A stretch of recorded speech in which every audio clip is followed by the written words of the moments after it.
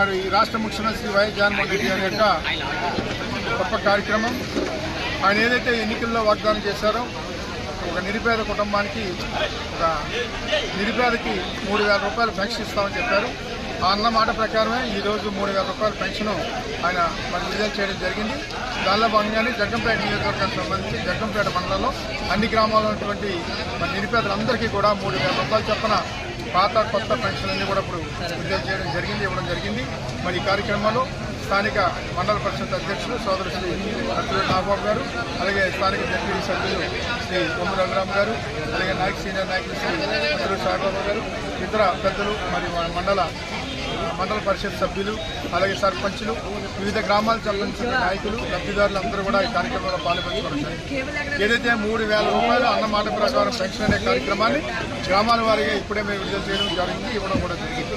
అలాగే అన్నింటిగానే మరో అద్భుతమైన కార్యక్రమం ఆరోగ్యశ్రీ సంబంధించినటువంటి ఒక గొప్ప కార్యక్రమం.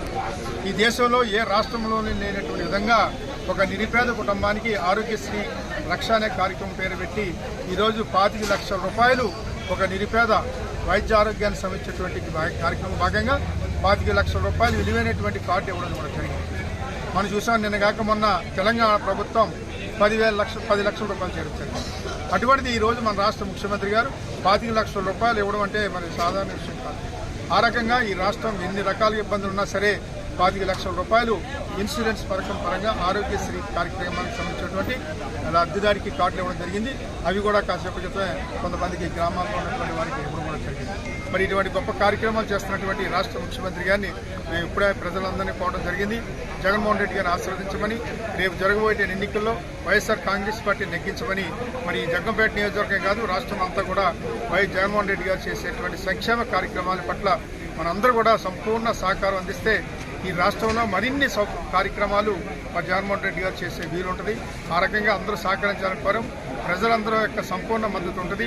ఆ రకంగా మరి జగన్మోహన్ రెడ్డి గారిని ఆశీర్వదించడానికి ప్రజలందరూ తయారుగా ఉన్నారు. రేపు జరగబోయే ఎన్నికల్లో 100% ఈ రాష్ట్రంలో మరోసారి ఈ రాష్ట్రానికి ముఖ్యమంత్రిగా శ్రీ జగన్మోహన్ రెడ్డి గారు మరి అవడం ఖాయమని తెలియజేసుకుంటాం.